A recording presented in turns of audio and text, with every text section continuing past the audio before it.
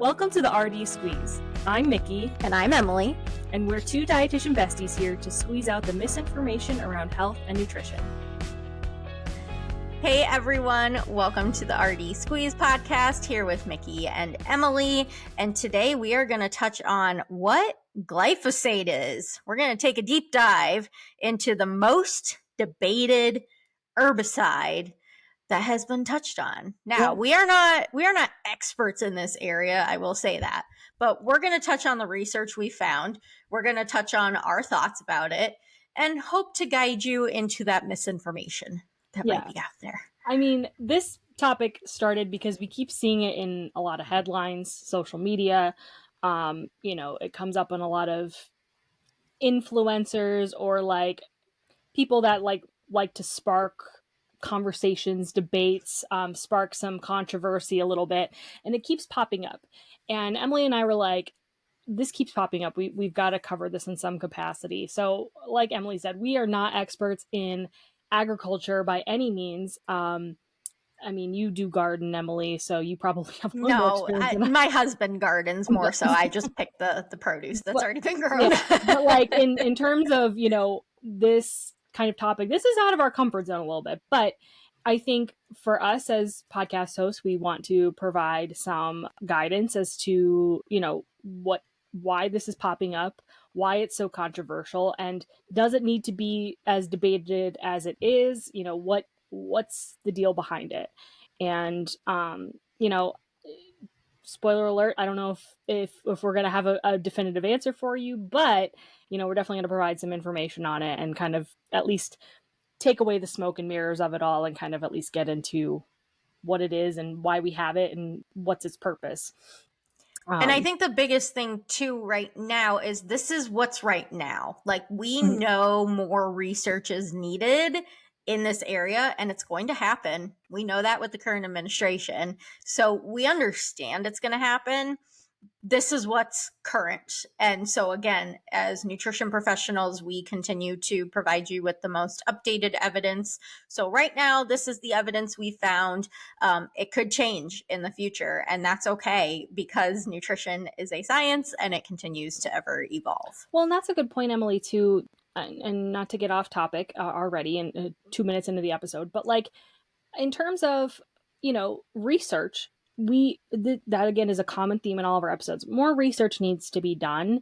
And in particular, a lot of the information that we got for this topic is coming from regulatory agencies that regulate farming, agriculture, fishing, things like that. So without funding those types of agencies with that research and being able to conduct that research in long-term studies, we can't know more. So any sort of conclusion that can be drawn from like these little itty bitty bits and pieces, there's always areas that can be argued for one side or the other, but there's really no conclusive evidence ever in terms of anything like this in particular, but just anything really, because, you need to do so much more research behind a lot of this. And like I said, this is such a newer incoming kind of topic. A lot of these studies are coming out fairly recently on glyphosate. So we'll see what happens. But like I said, we won't know if funding doesn't keep happening for research and for those regulatory agencies. So. And that's really where like this came from, was a long-term effects from something known as Roundup. So you may have heard the headlines in your breakfast cereal or heard whispers about cancer risks. So we're going to touch on that specifically. And so glyphosate is a synthetic broad spectrum herbicide, and it was introduced, I'm sure again you may have heard with the Roundup, but it was introduced in 1974 by Monsanto, again excuse my pronunciation there, under the brand name Roundup, and is now produced by multiple companies globally. So initially 1974. So we've had glyphosate at least from 1974, known as the Roundup. And so now more people companies have been producing that. So what does glyphosate actually really do, and it inhibits a plant enzyme called EPSP synthase, short for, I'm going to get this right, 5-enol pyruvyl shikimate 3-phosphate synthase. We did take biochem, we did take chemistry, so we can kind of I say know those how to say terms. synthase and like pyruvate and stuff, but I'll be honest, I've never seen that ever. So that's a that was compound. that was a long compound. Yeah. Yes, so it's very long. Okay, so the enzyme is crucial for synthesizing certain amino acids in plants. It doesn't exist in humans or animals, and that's one reason why manufacturers have argued that glyphosate is safe for people. Is because it is crucial for synthesizing certain amino acids in plants. Because then we maybe can't synthesize those amino acids, is what that's saying. And in So if oh, I'm sorry. In all, I mean, honesty, again, with science coming out and with how things work in our bodies, you would think that anything would be broken down like that, since it's not readily available in the body of a human or an animal. It would be broken down maybe in digestion, because hydrochloric acid is super potent and breaks down a lot of stuff. So maybe back in the day, people didn't think anything would happen because it was digested, right? But what turns out is our bodies absorb nutrients through digestion, and you know we absorb things, we don't absorb things. So there's really no conclusive evidence as to if it's still available in bodies, if it's not available in bodies. There's nothing to say that there isn't an effect on it so far, as we're getting closer into this topic. So basically, its main, I mean, if you've ever used Roundup, it's basically a weed killer, but it doesn't harm any crops. So that's why it's been used, especially with GMOs, which is another hot topic that I think we'll cover in a specific episode, or genetically modified organisms, um, that are engineered to specifically resist Roundup.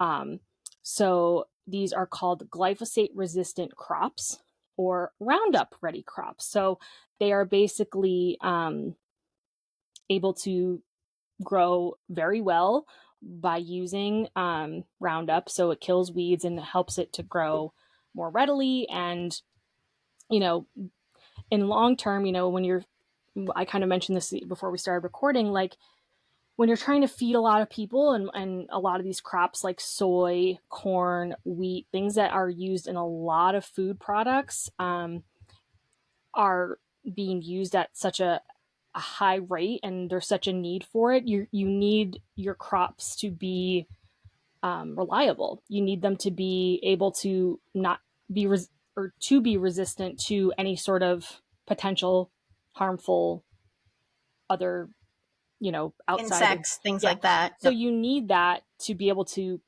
reliably grow this type of food. So that's why it's been used, because it's reliable.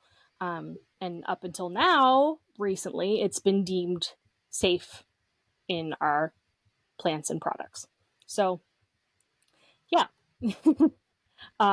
So with that said, there's been a lot of things that have come out in terms of policy, and it's been studied.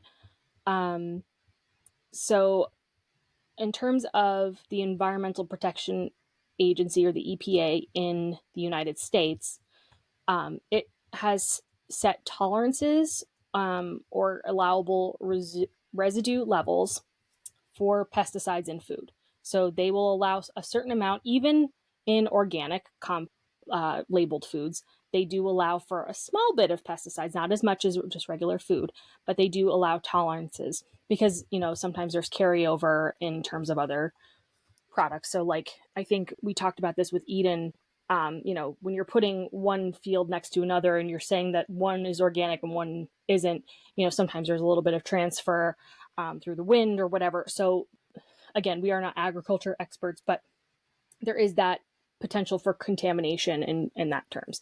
So for us, in the United States, the FDA and the USDA conducts testing for pesticide residue, and then unfortunately, in the United States, glyphosate has been limited for testing. Um, so, not a ton of testing being completed on glyphosate, but other countries, like in Europe, which I think, Mhm. I've been talking a while, so Emily, I'll let you get into that part. Yeah, Um, sure. So the yeah, European Food Safety Authority (EFSA) evaluates glyphosate differently and has taken a little bit more cautious stance on it at times. But in 2015, they concluded that glyphosate is unlikely to pose a carcinogenic hazard to humans. So we've talked about carcinogens and carcinogenic. Really, what that means is kind of cancer growing cells, okay, or cancer growth. So what, and that's not the direct definition, but that's for you to understand. So with that, it has sparked some controversy with those other agencies a little bit, who have said, it's great, it's fine for us, or it's not so great. Now they're saying it is unlikely to pose a carcinogenic hazard to humans in 2015. We're 10 years later now. So again, more research has come out, but also the World Health Organization's International Agency for Research on Cancer in 2015 as well classified glyphosate as probably carcinogenic to humans. So that single decision there from the IARC did trigger some lawsuits, labeling changes, and food industry reformulations worldwide. So we're getting this kind of like mixed message, not messaging, mixed findings for glyphosate. Some are saying it's okay, it's not carcinogenic. Some are saying yes, it is. Now, the IARC labeled as a group 2A carcinogen. So I'm not sure where that falls in the line of carcinogens, if you will, but there's different lines. So we're not going to say what it is at this point, but I can there's look it up. levels of that. Yeah, Okay, Mickey's so looking it up. with that, I'm going to actually. Thank God for the internet some days, right? Yeah, and luckily we're on our laptops today. So, group one is carcinogenic to humans. So, this is something that is definitely something We that know there's strong there's evidence causation. that Yeah. there is, that it is related to carcinogenic or cancer in patients. So, or humans. So, this would be tobacco, radiation, alcohol, processed meats. We know Um, that. that is all highly researched, and there's evidence to support that. Group 2A is kind of the next step down. So that is probably carcinogenic to humans. So there's limited or no evidence in humans, but there's sufficient evidence in animals. So Ah, in okay. terms of, most likely it's going to be some sort of rodent that they're testing on. So some of the things that have also been in this category are high temperature frying, steroids, exposures from working in hairdressing, red meat, and night shift work. So these are all things that are in that category as well. Oh, interesting. Well, those are really interesting topics. We Yeah, might have to pull some of those. yeah. I think. I mean, I'll go into the next couple ones because I actually think this is kind of interesting to break this down a little bit, because there's 2B and then there's 3 and 4. So 2B is possibly carcinogenic to humans. So this is limited or no evidence in humans and limited to insufficient evidence in animals. So these are products like gasoline or gasoline exhaust, welding fumes. This is interesting. Pickled vegetables and aloe vera whole leaf extract. That Oh, is very interesting, and I think we need to do more research on that, because pickled vegetables have been deemed as a fermented food, if I'm not mistaken, and is yep. usually gut healthy, which we are going to get into the gut microbiome in a little bit. And aloe is also sometimes used as a superfood, quote unquote. I don't Yes. use superfood, Yes. but superfood. So that is interesting. We definitely have to do Yeah. more, and especially We for we you will. with with Yeah, your oncology absolutely. background. Yes, yes. So Um, this is interesting stuff. And again, we want to put this information out here, and I'm glad we're doing this actually. You're reading through this because it allows you to understand. So the IARC mhm, has deemed glyphosate in 2015. We don't have any real updates. We didn't find any recently as probably carcinogenic to humans because they found it carcinogenic in animals, correct? mhm. Yes. Okay. So it's um, sufficient evidence in animals, but there's limited or no evidence in humans. So there's not a lot of testing in humans, and rightfully so. But um, yeah. And as So Mickey has said before in some episodes, most research trials first start with animals and then they go to humans. mhm, So maybe they're in the human trials right now.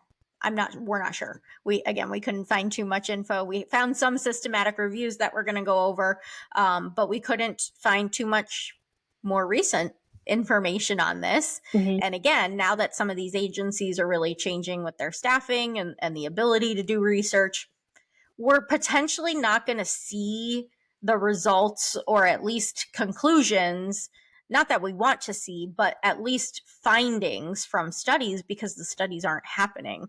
So if they're not happening, we can't conclude things. mhm, Therefore, why it's so important to understand what goes on with research and why we can't assume what one influencer says, what one person who might not even be a medical professional or have a medical degree says. mhm. We really need to dive into the research. So we're hoping this episode at least helps you clarify a couple things on this glyphosate or give you a little bit clearer picture. Yeah, I'm just going to go through the other two groups really quickly, and then we'll continue with our normally scheduled programming. So, group three is carcinogenicity not classifiable. So, this is inadequate evidence in humans and inadequate evidence in animals, and usually means further research is needed. So, some of the products that they list are tea, coffee, static magnetic fields, and fluorescent lighting. So, Hmm. which is interesting. I understand why they probably did magnetic fields and fluorescent lighting, but tea and coffee. I mean, that's something that we can relate to in terms of we've seen coffee deemed terrible for us, and then we've seen it, deemed healthy for us. So there's really no substantial evidence. And then group four has actually been removed. It has not been used since 2019, but it is a label that there is a lack of carcinogenicity. So that's probably not carcinogenic. Only one product or substance has ever been placed in that, and that is caprolactam, which is a synthetic fiber. Um, and it was moved into group three in 2019. So this is basically saying there's really no evidence for this, but there's really nothing being used in that group. So anything can really be categorized as 1, 2A, 2B, or 3. So on the entire scale of this, 2A is there's a chance, but there's still not enough evidence to support Mm-hmm. that. So Right. um, Yeah. so yeah. And I want to go into kind of just again with research with um where things are changing today in our world as far as industry and as far as like testing and food labeling. So this even mentions that there were label changes. So when we look at getting rid of label changes and those agencies overseeing labels, if we're getting rid of those agencies, if we're taking away staffing, if we're not looking into certain things, this is one of those things. So if you're someone who kind of chimes in into these, popular glyphosate, information, well, guess what? If labels are now not required to have it listed, how are you going to know if it's in your food? Now, again, we're trying to clarify this misinformation, but if we're taking that away, we've talked about food allergens. We can't take away food allergens. That is a safety concern for anybody who has a food allergy who needs to know what's in their food. So if you're someone who's curious and concerned about the glyphosate in your food, if we're taking away the agency who kind of oversees that, or at least reducing staff or reducing what they're doing and what they're looking at with food labels, this is going to be affected. So it doesn't just affect certain things, it affects quite a bit of things as well. Yeah. And just to kind of, I don't want to lead too far into like the concluding part of this episode, but in terms of the World Health Organization and what it classified glyphosate as and compared to other herbicides and pesticides, there are other herbicides and pesticides that are safer than glyphosate in products, and in agriculture. So there's not an excuse for people to be using glyphosate, since it is a little bit more carcinogenic than maybe some other herbicides and pesticides. Um, However, in the world of that we live in, which is capitalist in terms of America, we tend to use what's cheaper. So this might be cheaper because of the risks in our food products and why they want to use it. Now, again, we can be sounding like we're playing devil's advocate here. And we kind of are, because there's not a lot of evidence saying it is, but there's not a lot of evidence saying that it isn't. And there is a little bit more evidence saying that it could be a potential hazard. And again, we haven't had enough studies tested further out in the long term to say that it does cause cancer. So we really don't know. So are we sounding the alarm in terms of red flags? No, but are we saying be a little wary? Yes. So if you are concerned, I mean, Emily and I talk about being active in policy and things like that. This is an area that if this is a concern to you, you want to advocate for, you know, big food companies and agriculture to not use this product potentially until more research is done saying otherwise. Because if the government believes in health and wants its people healthy, this is something that they should maybe do more research into before continuing to use it. Yeah, absolutely. I know we have the generally recognized as safe foods, GRAS foods. I don't. This is not. It's not food, so it wouldn't be in this area. But Mm-hmm. when things are generally recognized as safe, at least we can continue to consume it. At least we know there's no potential harm in the current aspect of the research that's been done, or like we said, we don't have enough research to show the harm. So that's where these agencies come into play, is to ensure the safety of the population it's going to. Yeah. And in discussion with what Mickey's saying is, we're just ensuring that you're not one way or the other with this glyphosate right now. Really, it's in the middle. That's what the research is showing. Well, We're not quite sure. my other point is going to be in all of the studies that has been done in normal amounts and normal uses. So if you're not taking a bottle of Roundup and chugging it or dumping it on all of your plants and then eating those plants, you should be okay. And Emily, you made a good comparison that I'll let you do because that's your idea and I'm not going to steal it. But there's certain ways, again, I mentioned digestion. This can be broken down potentially to not be absorbed in the body. So there's no substantial evidence saying that it does cause this, and especially in a normal amount. So if you're, just having a granola bar that was made with a plant, like wheat that was used, that had Roundup on it, chances are it's probably not going to harm you in any capacity. But Emily, I liked your comparison before. So this comparison is like, so I recently went to a conference and we talked about the mercury in fish. And really the sustenance there is that, like, yes, there is mercury in fish. Like there's no way around it. You're going to get it.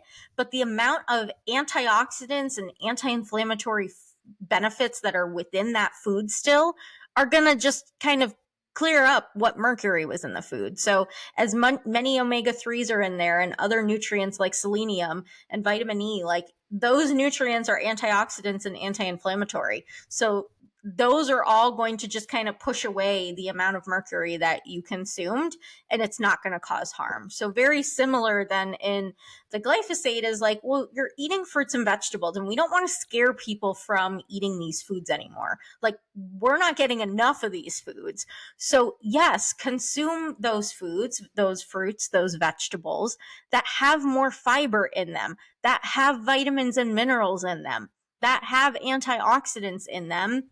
And hopefully, because of the possible relation to carcinogens in our body, it will prevent those cancer growing cells from even occurring by including those fruits, those vegetables that have those benefits.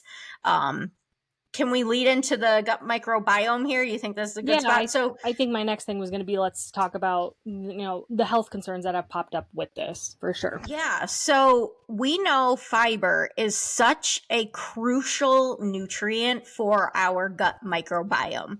Now, additionally, typically when we're consuming fiber rich foods, we're getting fruits, we're getting vegetables, we're getting whole grains. So there's a lot more nutrition we're getting from those foods in addition to fiber. Okay, so fiber itself has been the main nutrient for our gut microbiome. So when we consume these foods that have more fiber in them, we give our gut microbiome the nutrients it needs. We promote a healthy gut bacteria and reduce the amount of bad bacteria. This is probably the only time I will say good and bad, okay, is when we talk about the gut microbiome. So the good and the bad bacteria are being balanced out, or more good bacteria to bad bacteria, by fiber, by our antioxidants, by our anti-inflammatory foods, which are those fruits and vegetables. Now, talking about glyphosate, we know those are potentially on crops, which are our produce, or potentially those whole grains as well. So again, is there going to be a counteracting kind of deficit here when we're talking about glyphosate? Yeah, some's used on the crop, but then look at how much nutritional value we're getting as well. So are we going to not consume it just to not consume a little glyphosate? Or are we going to consume them so we can increase the good gut microbes and benefit our whole body and prevent further disease? I mean, if we don't have good gut microbiome, we know cancer can potentially grow. We know our cardiovascular system can be affected. We know our neuromuscular system is going to be affected as well, our brain function, all that. We know it's going to be affected. So if we're not doing those things because of glyphosate, which right now we're saying the reviews are in the middle, we don't have conclusive evidence to say yes or no. So consuming those foods maybe potentially in an organic matter. Now, Mickey, do you want to touch on what, and I think you already did a little bit on the organic, and like, yes, there's still a little bit in there, right? Yeah, I mean, I don't have a ton of this on this specific, you know, product, but in terms of organic versus non-organic, and like I said, Eden kind of touched on this in the one episode too, where, and like I said, we should probably have her back on to talk about this kind of stuff. Absolutely. But regardless, there is the possibility, because things are airborne, that if something is being sprayed on crops, the wind, rain, water, whatever, can move that contaminant to other crops. So when you're thinking about a field in Iowa that's organic versus non-organic, I don't know, I'm picking Iowa, but it could be anywhere, that can potentially move to that organic field. And this can be even through bird droppings. This can be through anything, right? Like if a bird lands on something and then, it's flying through the air and drops something, droppings, um, you know, that's a possible contaminant. So again, this is like very trace amounts, but there's still contamination. So it is regulated in order to be organic, but that doesn't mean there's no trace of it at all in your food. So in terms of pesticides, herbicides, anything like that. So again, if you are able to, and can afford organic produce, organic food products, especially processed foods, which we are going to have an episode on processed foods, because a lot of the research I was doing was talking about ultra processed foods being an issue with this particular herbicide.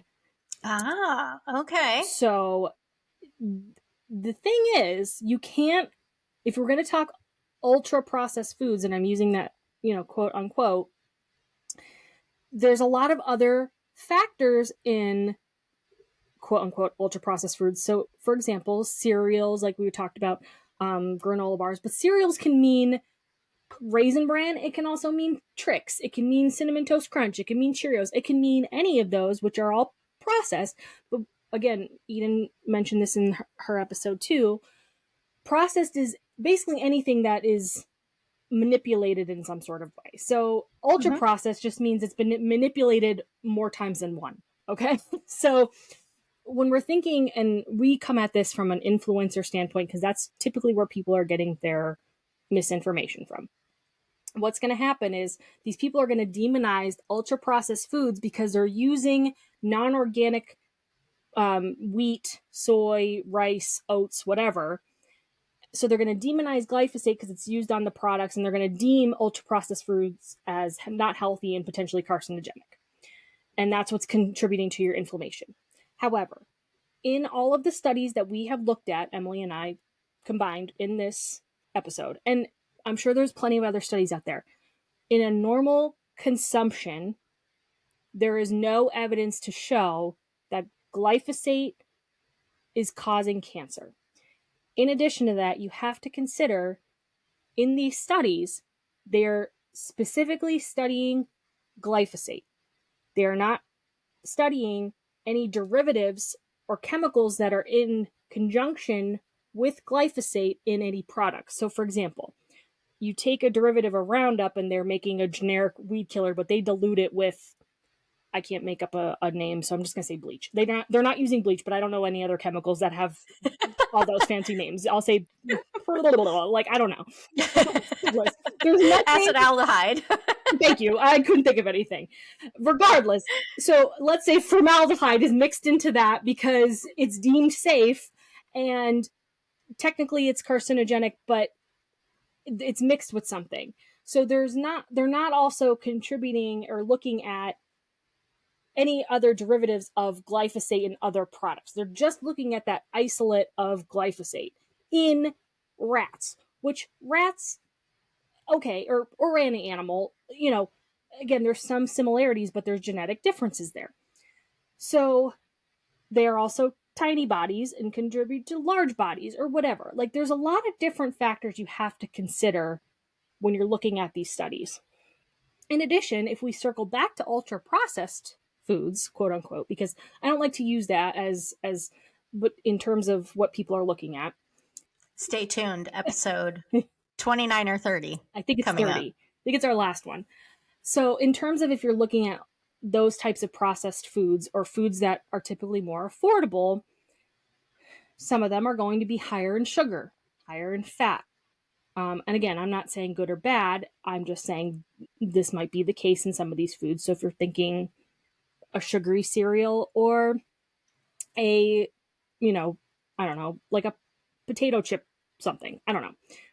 Whatever that is, it's not considering that as well. So those unhealthy foods, I keep using air quotes because I don't like to use these types of words, but to explain this, in an unhealthy food, it might be considered a carcinogenic food. Like we know that alcohol and red meat are potentially carcinogenic.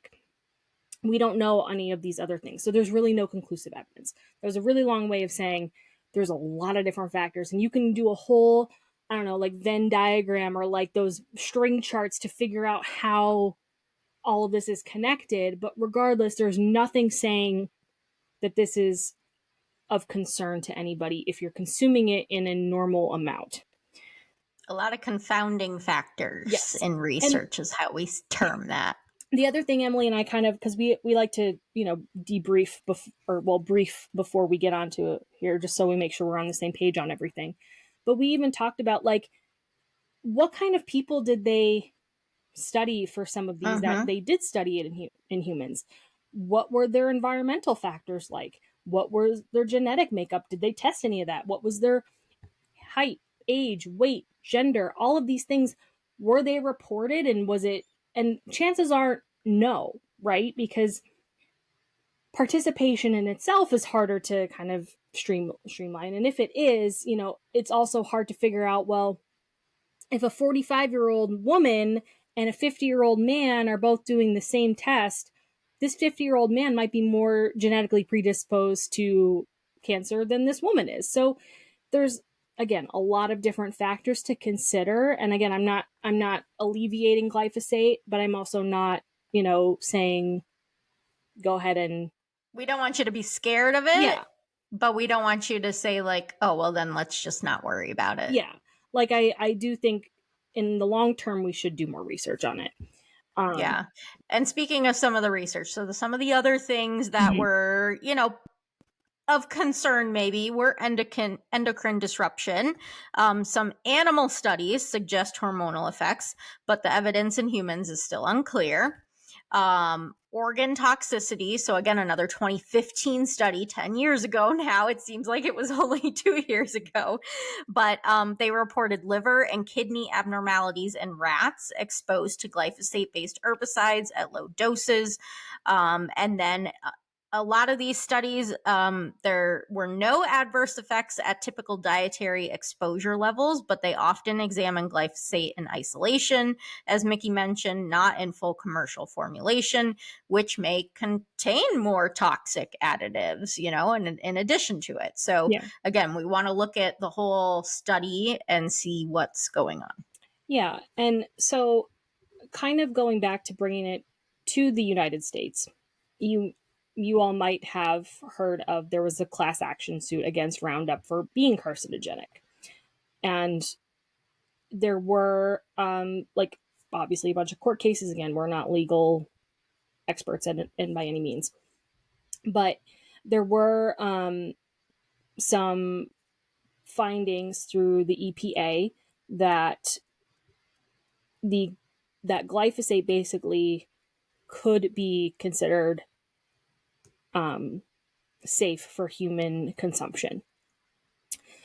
So what they have put out in their appeal, um, basically saying glyphosate does not pose a risk to human health based off of the current uses for glyphosate. Um, if you use the direction or the product according to directions, it shouldn't pose any risks to children or adults. There's no indicator that children are more sensitive to glyphosate. Um, so that is pre or postnatal. So if they are born or not born. So if you are even consuming products that have glyphosate um, pregnant, it doesn't pose a risk to the child. So they did evaluate different populations, and there were no risks that were concluded by ingesting food with glyphosate residues. Um, and there were no risks for children entering or playing on areas that were also treated with glyphosate. So think about your playgrounds, you know, amusement parks, whatever. Um, there were also no evidence that says that it is carcinogenic to humans. Um, and according to the EPA, they have a highly um, larger data set that's more extensive and relevant than the IARC in Europe. So the studies basically say that there is no reason to sound the alarm on glyphosate in comparison to the IARC, which classified it as a 2A carcinogen. So basically, they're calling the IARC being a little too, I guess, risky with that grouping. Mm-hmm. And so the EPA also found that this classification also was consistent with the Canadian Pest Management Regulatory Agency, the Australian Pesticide and Veterinary Medicines Authority, the European Food Safety Authority, the European Chemicals Agency, the German Federal Institute for Occupational Safety and Health, the New Zealand Environmental Protection Authority, and the Food Safety Commission of Japan, and then also the Joint Food and Agriculture Organization, or the World Health Organization, which has a meeting on pesticide residues. So basically, everybody was like, IARC, you're sounding the alarm too quick. Like everybody else is like, there's really no evidence on this. Yeah. So They were all on the same page. all of these agencies are basically saying this glyphosate is not causing cancer in humans, and it is safe to use around humans. So, with that said, a lot of these agencies, I didn't look at the relationship of these agencies, but I would assume that there's no conflict of interest there in any case. And basically the IARC, whatever studies they were looking at, they kind of sounded the alarm too quick. Whereas the rest of them are kind of like, it's not that serious, relax. Like there's no cause for concern here.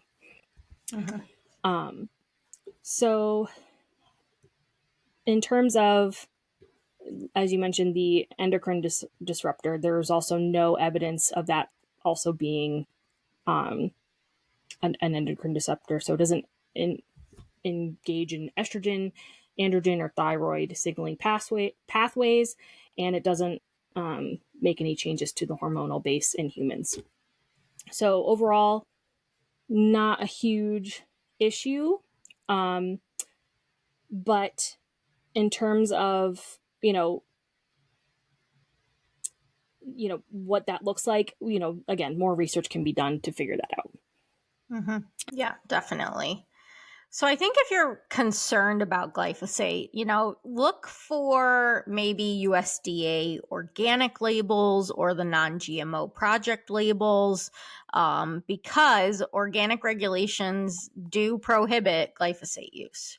So that's another thing to look at, is that, well, if it is organic, then, or excuse me, non-GMO, then potentially there isn't any. So that could be a way to not get that type of herbicide.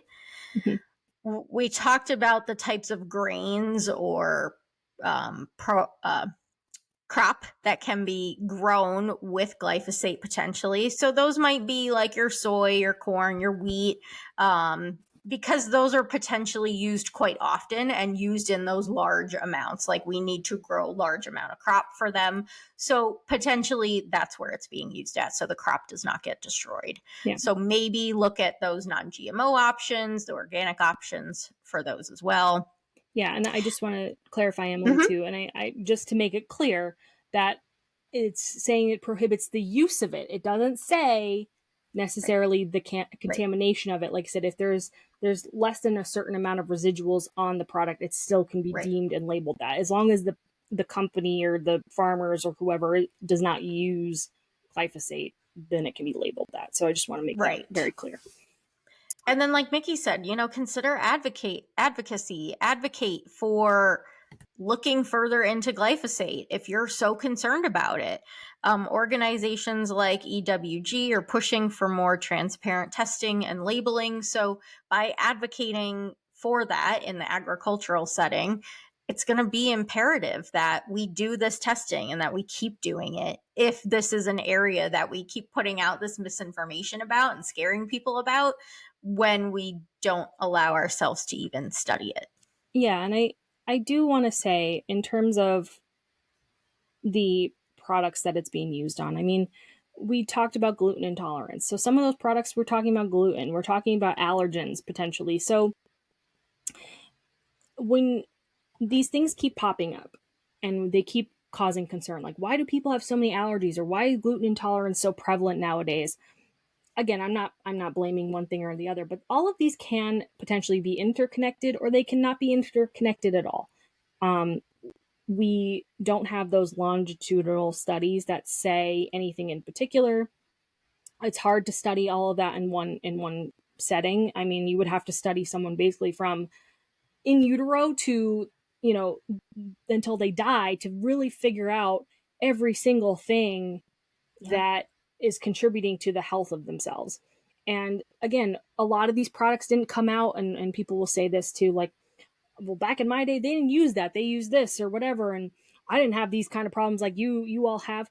But again, think of the amount of people that have populated the earth and like where we're at now versus 50 years ago, and the amount and need for food and production and the money that goes behind that. And again, I'm not advocating for that. I'm just saying there's a lot that has changed over 50 years. So you can't even compare that to what it was. And the purpose of research and technology is to advance and to better things, but it's also to potentially be a skeptic and still question these things and ask, your legislators for a more transparent area, or just say like, hey, like, can you research this, or can you look more into this, or do we have to be using this product, or do that type of advocating and research versus just taking what this influencer says at face value and immediately being up in arms about it, because that's not Right. doing anything either, right? You should be just as skeptical for those influencers as you are these food companies, because if you're trusting one over the other, that's also a problem. um, because they both have motivators there. So again, I'm not going to say do your own research, because it's literally impossible to do your own research, but just be a skeptic going into these. And um, yeah, I Yeah. just think overall that's like the big message of this is like, we don't, like I said, we don't even know all this. Like there's so much evidence Mm-hmm. coming out, Mm-hmm. and this opens a can of worms to so many other different, little minuscule things that are used in our food and the whole spectrum of nutrition. So Right. Absolutely. So I think that kind of covers what we wanted to get across, at least, right? mhm. And share what we found in the current research, even though it's not the most current, 2015, right? So Yeah. so we keep doing our research, keep asking questions, keep commenting for us, so we know what you're interested in learning about. But we kept seeing this as a popular topic, and we wanted to touch on it for sure. Yeah, and if you like this topic, I know this isn't the most definitive, podcast of, whatever podcast that you're listening to, but regardless, if you are interested in more of these topics, we're happy to cover them more. I think we talked about a ton of different topics that can pop up, and yeah, so if you have questions, comments, concerns, let us know. But Yeah. otherwise, sweet and sours, Em. Yeah. All right, do you want to go first? Sure, I'll go first. I've come prepared now, so I gotta see what I had. All right, so I'm gonna start with my sour. It's warmer weather now in a way. Mm-hmm. Sometimes, some days it is, some days it's not. Still, but when I was away for a weekend, I got a tan line around my watch area, and I don't usually wear my watch when I'm like outdoors because I don't always wear my watch, so I don't really like having a tan line there. I got So you. now I've got a tan line, a watch tan line, and I'm like, great, wonderful. Yeah. How are you going to get rid of that? Never. I'm not. So I don't know. It's the beginning of the warmer weather. So maybe it'll at least like, calm down a little bit if I don't wear my watch. But yeah, so that's a little bummer for me. And then my sweet is that, so I am an aunt. I've been an aunt for a few years now. Love being an aunt, and I got a new shirt that says Cool Aunt Club on it, and it's got a little bow on it. So I just Nice. I just like getting fun things like that. I have some other shirts that's like best auntie ever, Bay, when that was the term. So I like getting my auntie shirts on. Yeah. I mean, I will never like biologically be an aunt because I am an only child, but I do have besties, and Carmen is a godfather to two children. So I am like aunt by proxy. So I Yes. enjoy being the cool aunt. So I love that for you, Yes. and I love Yes. that. And like I said, it's Thanks. cool to be the cool auntie instead. Yeah. But All right, Mickey. Well, why don't you go ahead? I know you start with your sour, so go ahead I'm with gonna your start with my sour. sour. So, I don't know what it is about when the warmer weather breaks, but everybody in my neighborhood has been getting their roofs redone, and these construction people or these roofers start super early in the morning, and I can hear everything. So, like, they wake me up, and then they just go all day. And like, I can hear them talking, I can hear them nailing, I can hear them drop it. Like, it's just very annoying. And I appreciate their job, and I know it's hard work, but it, like, when you just kind of want to either work or, you know, whatever, sleep, it is very frustrating. So I've Oh, I'm just kind of sure. been like, or like, I mean, this is like very nitpicky, but like, they have to park places. Well, so they're like parking like right in front of, like, very close to my driveway, and I'm like, I gotta get out, and like, I'm afraid I'm gonna hit you. But so it's just like that kind of, it's just like a stupid inconvenience, but I don't like it, so that's gonna be my sour, and I'm gonna complain about it. Mm-hmm. I um like that sour. That's a good one. and then Good stinky one, you know? yeah, and then my sweet is, I wanted to show you this. So I'm gonna pull it up on camera. So if you're watching on YouTube or Spotify, you'll be able to look. But I will also describe this. So my mom got me this very cute present for my birthday, and it is very podcast appropriate, and that's why I'm wearing my lemon earrings and I have my thing. But Ooh. it is a little bag, and Oh, it says so what? cute. Main Main squeeze. And it's squeeze. green, and it's got, oh, I bumped my mic there. That's so And a cute. lemon, and it's very like on brand, and it's very tiny. Like, it's Ooh. no bigger than my face, but it's very cute. So I think I'm going to use this like when I do end up coming back to your house for podcasting. Yeah. Like, I think I'm going to put some stuff in here, and like, I don't know. I don't know. It's just very cute, Yay. very on brand. But it's, I love it. if you want to, Great job, if Mom. you want to get it, it's from Old Navy. I still have the domain because I literally just brought it upstairs. So sell Yay. it out if you want it. It's not our merch, but it is very cute and could potentially inspire merch one day. Yeah, it could. Um, It could. but yeah, Absolutely. so this is my little sweet, because it's very cute and it's just Yay. tiny and I love it.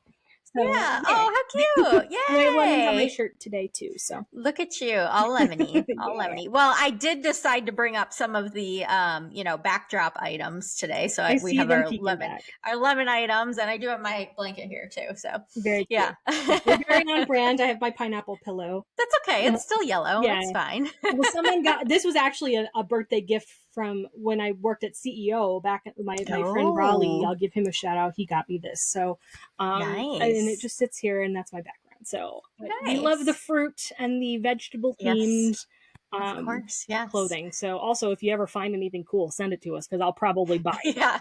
Yeah. Right. But yeah, well, I think I will take us out then. Thank you all for Sounds good. joining us. If you like this episode, please share it, like it, review it. If you want to hear more topics like this or any other topics that you want to hear, post your questions and comments in either YouTube or Spotify's comments, or interact with us on social media. We do have Instagram, or you can find me and Emily. But yeah, thank you for joining us. And as you know, if you're in the mood for a boost of juice, on Sundays we have freshly squeezed episodes of the RD Squeeze. So we will see you next Sunday, and have a great day. Bye.